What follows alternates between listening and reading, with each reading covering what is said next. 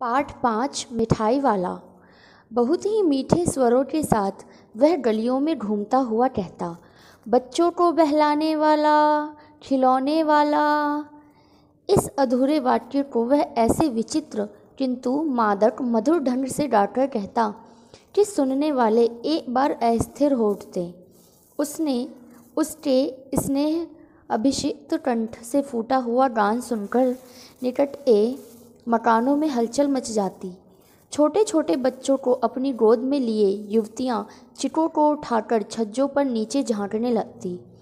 गलियों और उनके अंतर्व्यापी छोटे छोटे उद्यानों में खेलते और इठलाते हुए बच्चों का झुंड उसे घेर लेता और तब वह खिलौनों वाला नहीं बैठकर खिलौने की पेटी खोल देता। बच्चे खिलौने देखकर पुलकित हो उठते। वे पैसे लाकर खिलौने का मोलभाव करने लगते। पूछते, इसका दाम क्या है? और इसका? खिलौने वाला बच्चों को देखता और उनकी नन्ही नन्ही उंगलियों से पैसे ले लेता और बच्चों की इच्छा अनुसार उन्हें खिलौने दे देता। खिलौने लेकर फिर बच्चे उछलने कूदने लगते और तब फिर खिलौने वाला उसी प्रकार गाकर कहता, बच्चों को बहलाने वाला, खिलौने वाला। सागर की हिलोर की भांति उसका यह मादक गान गली भर के मकानों में इस ओर से उस ओर तक लहराता हुआ पहुंचता और खिलौने वाला आगे बढ़ जाता। राय विजय बहादुर के बच्चे भी एक दिन खिलौना लेकर घर आए। वे दो बच्चे थे, चुन्नू और मुन्नू। चुन्नू अब खिलौने ले आया तो बोला, मेला गोला कैसा छुंदल है। मुन्नू बोला, और देखो मेला कैसा छुंदल है। दोनों अपने हाथी घोड़े लेकर घर भर में उछलने लगे। इन बच्चों की माँ रोहिणी कुछ देर तक खड़े खड़े उनका खेल निहारती रही। अंत में दोनों बच्चों को बुलाकर उसने पूछा, अरे ओ चुन्नू मुन्नू, ये खिलौने तुमने कितने में लिए? मुन्नू बोला, 2 पैसे में खिलौने वाला दे गया। रोहिणी सोचने लगी, इतने सस्ते कैसे दे गया यह तो वही जाने, लेकिन दे तो गया ही है, इतना तो निश्चय है। एक जरा सी बात ठहरी, रोहिणी अपने काम में लग गई। फिर कभी उस पर विचार करने की आवश्यकता भी भला क्यों पड़ती। 6 महीने बाद नगर भर में 2-4 दिनों से एक मुरली वाले के आने का समाचार फैल गया। लोग कहने लगे, भाई वाह, मुरली बजाने में वह एक उस्ताद है। मुरली बजाकर गाना सुनाकर वह मुरली बेचता भी है, सो भी 2-2 पैसे में। भला इसमें इसका क्या मिलता होगा? मेहनत भी तो ना आती होगी। एक व्यक्ति ने पूछ ही लिया, कैसा है वह मुरली वाला? मैंने तो उसे नहीं देखा। उत्तर मिला, उम्र तो उसकी अभी अधिक न होगी, यही 30-32 का होगा। दुबला पतला गोरा युवक है, बीकानेरी रंगीन साफा बांधता है। वही तो नहीं जो पहले खिलौने बेचा करता था? क्या वह पहले खिलौने बेचा करता था? हाँ, जो आकार प्रकार तुमने बतलाया उसी प्रकार का वह भी था। तो वही होगा, पर भाई है तो वह उस्ताद। प्रतिदिन इसी प्रकार उस मुरली वाले की चर्चा होती। प्रतिदिन नगर की प्रत्येक गली में उसका मादक मृदुल स्वर सुनाई पड़ता, बच्चों को बहलाने वाला, मुरली वाला। रोहिणी ने भी मुरली वाले का यह स्वर सुना। तुरंत ही उसे खिलौने वाले का स्मरण हो आया। उसने मन ही मन में कहा कि खिलौने वाला भी इसी तरह गा गा कर खिलौने बेचा करता था। रोहिणी उठकर अपने पति विजय बाबू के पास गई। जरा उस मुरली वाले को बुलाओ तो चुन्नू मुन्नू के लिए ले लूँ, क्या पता ये फिर आए या ना आए। वे भी जान पड़ता है पार्क में खेलने निकले हैं। विजय बाबू समाचार पत्र पढ़ रहे थे। उसी तरह उसे लिए हुए वे दरवाजे पर आकर मुरली वाले से बोले, क्यों भाई, किस तरह देते हो मुरली? किसी की टोपी गली में गिर पड़ी, किसी का जूता पार्क में ही छूट गया और किसी की सोथनी यानी पजामा ही ढीली होकर लटक आई। इस तरह दौड़ते हाँफते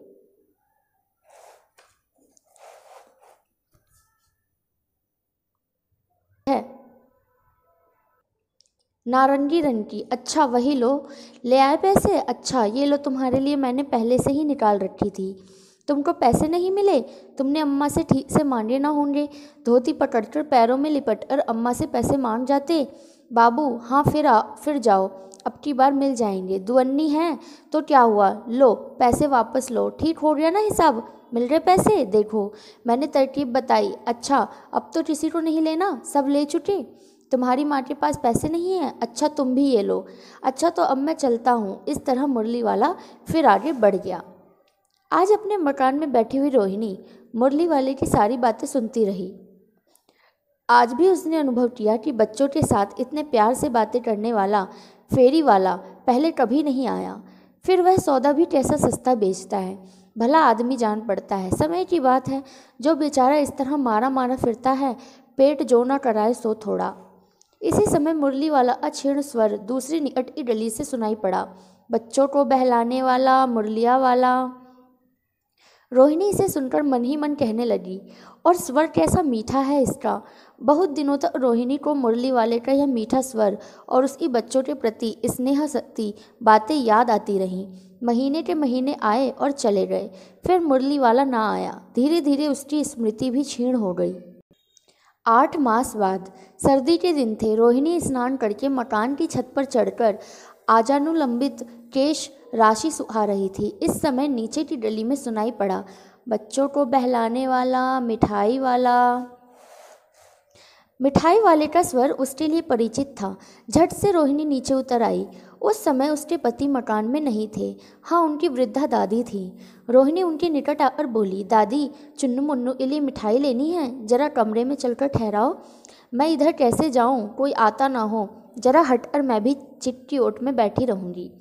दादी उठकर कमरे में आकर बोली, ए मिठाई वाले, इधर आना। मिठाई वाला निकट आ गया, बोला, कितनी मिठाई दूँ माँ? ये नए तरह की मिठाइयाँ हैं, रंग बिरंगी, कुछ कुछ खट्टी, कुछ कुछ मीठी, जायकेदार, बड़ी देर तक मुंह में टिकती हैं, जल्दी नहीं घुलती, बच्चे बड़े चाव से चूसते हैं। इन गुणों के सिवा ये खांसी भी दूर करती है। कितनी दूँ? चपटी, गोल, पहलदार गोलियाँ हैं, पैसे की 16 देता हूँ। दादी बोली, 16 तो बहुत कम होती हैं, भला 25 तो देते। मिठाई वाला, नहीं दादी, अधिक नहीं दे सकता, इतना भी देता हूँ। यह अब मैं तुम्हें क्या, खैर मैं अधिक ना दे सकूँगा। रोहिणी दादी के पास ही थी, बोली, दादी फिर भी काफ़ी सस्ता दे रहा है, 4 पैसे की ले लो, ये पैसे रहे। मिठाई वाला मिठाइयाँ गिनने लगा, तो 4 की दे दो। अच्छा, 25 नहीं सही 20 ही दो। अरे हाँ, मैं बूढ़ी हुई, मोल भाव अब मुझे ज़्यादा करना नहीं आता। कहते हुए दादी के पोपले मुंह से जरा सी मुस्कुराहट फूट निकली। रोहिणी ने दादी से कहा, दादी, इससे पूछो तुम इस शहर में और कभी भी आए थे पहले, या पहली बार आए हो? यहाँ के निवासी तो तुम हो नहीं। दादी ने इस कथन को दोहराने की चेष्टा की ही थी कि मिठाई वाले ने उत्तर दिया, पहली बार नहीं, और भी कई बार आ चुका हूँ। रोहिणी चिट की आड़ से ही बोली, पहले यही मिठाई बेचते हुए आए थे या कोई और चीज़ लेकर? मिठाई वाला हर्ष, संशय और विस्मय आदि भावों में डूबकर बोला, इससे पहले मुरली लेकर आया था, और उससे भी पहले खिलौने लेकर। रोहिणी का अनुमान ठीक निकला। अब तो वह उससे और भी कुछ बातें पूछने के लिए अस्थिर हो उठी। वह बोली, इन व्यवसायों में भला तुम्हें क्या मिलता होगा? वह बोला, मिलता भला क्या है, यही खाने भर को मिल जाता है, कभी भी नहीं भी मिलता। पर हाँ, संतोष, धीरज और कभी कभी असीम सुख जरूर मिलता है, और यही तो मैं चाहता हूँ। सो कैसे, वह भी बताओ। अब व्यर्थ उन बातों की क्या चर्चा करूँ, उन्हें आप जाने ही दो। उन बातों को सुनकर आपको दुख होगा।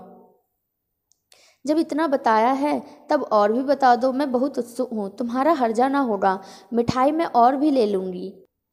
अतिशय गंभीरता के साथ मिठाई वाले ने कहा, मैं भी अपने नगर का एक प्रतिष्ठित आदमी था। मकान, व्यवसाय, गाड़ी, घोड़े, नौकर चाकर सभी कुछ था। स्त्री थी, छोटे छोटे 2 बच्चे भी थे। मेरा वह सोने का संसार था। बाहर संपत्ति का वैभव था, भीतर सांसारिक सुख था। स्त्री सुंदरी थी, मेरी प्राण थी। बच्चे ऐसे सुंदर थे जैसे सोने के सजीव खिलौने। उनकी अटहेलियों के मारे घर में कोलाहल मचा रहता था। समय की गति, विधाता की लीला, अब कोई नहीं है। दादी प्राण निकाले नहीं निकले, इसलिए अपने उन बच्चों की खोज में निकला हूँ। वे सब अंत में होंगे तो यहीं कहीं, आखिर कहीं न जन्मे ही होंगे।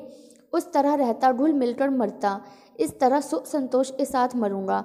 इस तरह के जीवन में कभी कभी अपने उन बच्चों की एक झलक सी मिल जाती है। ऐसा जान पड़ता है जैसे वे इन्हीं में उछल कूद कर हंस खेल रहे हैं। पैसों की कमी थोड़ी ही है, आपकी दया से पैसे तो काफ़ी हैं, जो नहीं है इस तरह उसी को पा जाता हूँ। रोहिणी ने अब मिठाई वाले की ओर देखा। उनकी आंखों में आंसुओं से आंसू भरे हुए थे। इसी समय चुन्नू मुन्नू आ गए। रोहिणी से लिपट कर उसका आंचल पकड़कर बोले, अम्मा मिठाई मुझसे लो। ये कहकर तत्काल कागज की 2 पुड़ियाँ मिठाइयों से भरी हुई मिठाई वाले ने चुन्नू मुन्नू को दे दी। रोहिणी ने भीतर से पैसे फेंक दिए। मिठाई वाले ने पेटी उठाई और कहा, अब इस बार ये पैसे न लूँगा। दादी बोली, अरे अरे नाना, अपने पैसे लिए जा भाई। तब तक आगे फिर सुनाई पड़ा उसी प्रकार मादक मृदुल स्वर में, बच्चों को बहलाने वाला मिठाई वाला। का पहला प्रश्न है कि मिठाई वाला अलग अलग चीज़ें क्यों बेचता था और वह महीनों बाद क्यों आता था। तो इसका उत्तर होगा कि मिठाई वाला अलग अलग चीज़ें इसलिए बेचता था क्योंकि वह बच्चों का सानिध्य प्राप्त करना चाहता था। उसके बच्चों एवं पत्नी की मृत्यु असमय हो गई थी। वह अपने बच्चों की झलक इन गली के बच्चों में देखता था, इसलिए वह बच्चों की रुचि की चीज़ें बेचा करता था। वह बदल बदल कर चीज़ों की चीज़ें लाया करता था, इसलिए उसके आते ही बच्चे उसे घेर लिया करते थे। वह बच्चों की फरमाइशें पूरी करता था। वह कई कई महीनों के बाद आता था क्योंकि उसे पैसों का कोई लालच नहीं था। इसके अलावा वह इन चीज़ों को तैयार करवाता था तथा बच्चों की उत्सुकता को बनाए रखना चाहता था। प्रश्न 2 कि मिठाई वाले में वह कौन से गुण थे जिनकी वजह से बच्चे तो बच्चे बड़े भी उसकी ओर खींचे चले आते थे। मिठाई वाले का मधुर आवाज़ में गा गा कर अपनी चीज़ों की विशेषताएं बताना, बच्चों की मनपसंद चीज़ें लाना, कम दामों में बेचना, बच्चों से अपनत्व दर्शाना आदि ऐसी विशेषताएं थीं जिनसे बच्चे तो बच्चे बड़े भी उसकी ओर खींचे चले आते थे। प्रश्न 3 कि विजय बाबू एक ग्राहक थे और मुरली वाला एक विक्रेता, दोनों अपने अपने पक्ष के समर्थन में क्या तर्क पेश कर रहे थे। विजय बाबू एक ग्राहक थे जबकि मुरली वाला एक विक्रेता। दोनों ने मोल भाव के लिए अपने अपने तर्क दिए। विजय बाबू ने अपने पक्ष में यह तर्क प्रस्तुत करते हुए कहते हैं कि फेरी वाले की झूठ बोलने की आदत होती है। देते हैं सभी को 2-2 पैसे में, पर एहसान का बोझ मुझ पर लाद रहे हैं। इसके विपरीत मुरली वाले ने अपना तर्क प्रस्तुत किया और कहा कि ग्राहक को वस्तुओं की लागत का पता नहीं होता। उनका दस्तूर होता है कि दुकानदार चाहे हानि उठाकर वस्तु क्यों ना बेचे, पर ग्राहक यही समझता है कि दुकानदार उन्हें लूट रहा है। प्रश्न 4 कि खिलौने वाले के आने पर बच्चों की क्या प्रतिक्रिया होती है। खिलौने वाले के आने पर बच्चे खुश हो जाते हैं। बच्चे अति उत्साहित हो जाते हैं। उन्हें खेल कूद भूलकर अपने सामान, जूते, चप्पल आदि का ध्यान नहीं रहता। वे अपने अपने घर से पैसे लाकर खिलौने का मोल भाव करने लग जाते हैं। खिलौने वाला उनका मनचाहा खिलौना उसे दे देता है और बच्चे उन्हें लेकर काफ़ी खुश हो जाते हैं। बच्चे खुशी से पागल हो जाते हैं। प्रश्न 5 रोहिणी को मुरली वाले के स्वर से खिलौने वाले का स्मरण क्यों हो आया। उत्तर, रोहिणी को मुरली वाले इस स्वर से खिलौने वाले का स्मरण इसलिए हो आया क्योंकि खिलौने वाले की तरह ही इसकी आवाज़ भी जानी पहचानी थी। खिलौने वाला भी इसी प्रकार मधुर स्वर में गाकर खिलौने बेचा करता था। मुरली वाला ठीक उसी तरह मीठे स्वर में गाकर मुरलियाँ बेचा करता था। प्रश्न 6 किसकी बात सुनकर मिठाई वाला भावुक हो गया और उसने अपने व्यवसाय को अपनाने का क्या कारण बताया।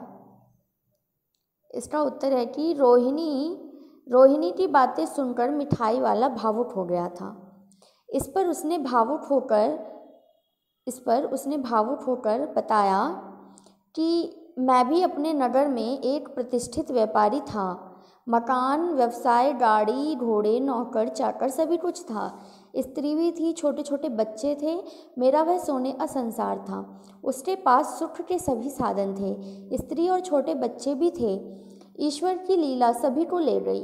उसने इन व्यवसाय को अपनाने के लिए निम्नलिखित कारण बताए। उसने बताया कि मैं इस व्यवसाय के माध्यम से अपने खोए हुए बच्चों को खोजने निकला हूँ। इन हंसते कूदते उछलते तथा इठलाते बच्चों में अपने बच्चों की झलक भी होगी। इन वस्तुओं को मैं बच्चों में बेचकर संतोष का अनुभव करता हूँ। बच्चों के चेहरे की खुशी देखकर मुझे असीम संतोष मिलता है। प्रश्न 7 कि अब इस बार मैं ये पैसे न लूँगा। कहानी के अंत में मिठाई वाले ने ऐसा क्यों कहा।